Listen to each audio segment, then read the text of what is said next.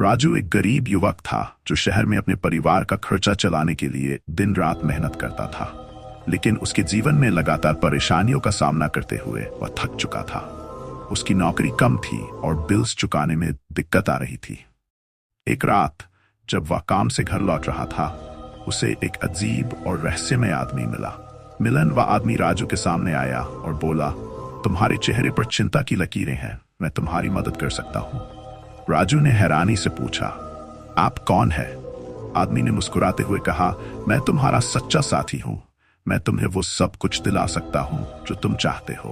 बस तुम्हें मुझे एक चीज देनी होगी, तुम्हारी आत्मा। फरिश्ता राजू ने उस प्रस्ताव को सुनकर सोचा। उसकी जिंदगी में इतनी परेशानियां थी कि उसने सहमति दे दी। ठीक है, मैं अपनी आत्मा दे दूंगा। वह आदमी उसे एक काले कागज पर हस्ताक्षर करने के लिए कहता है। जैसे ही राजू ने हस्ताक्षर किया, उसने महसूस किया कि उसे एक नई ऊर्जा मिल गई है।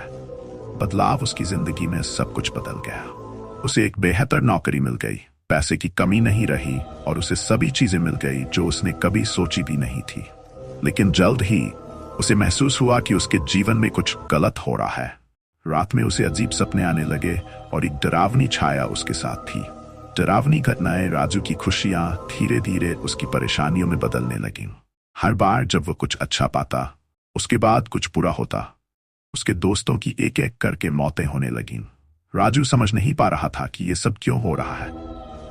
एक रात वह उस रहस्यमय आदमी से मिलने गया जिसने उसे शैतान से मिलवाया था। सामना जब राजू उस आदमी के पास पहुंचा तो उसने कहा, क्या हुआ राजू, तुम्हें तो खुश होना चाहिए था। राजू ने गुस्से में कहा, ये क्या कर रहे हो?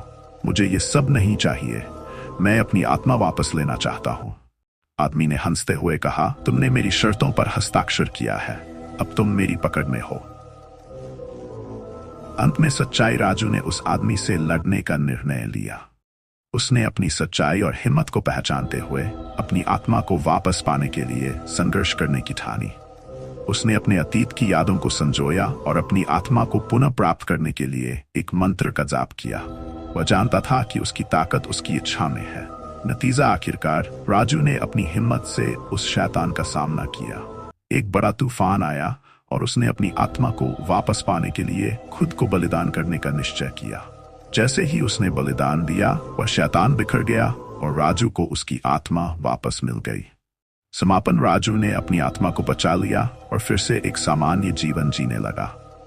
उसने अपने जीवन के अनुभवों से सीखा कि सुख की तलाश में किसी भी शैतान से समझौता करना महंगा पड़ सकता है। उसने अपने अनुभव को अपने दोस्तों और परिवार के साथ साझा किया ताकि वे भी उसकी गलती से सीखें। राजू अब खुश था क्योंकि उसने अपनी आत्मा को वापस पा लिया था और अपने जीवन की सच्चाई को समझ लिया था।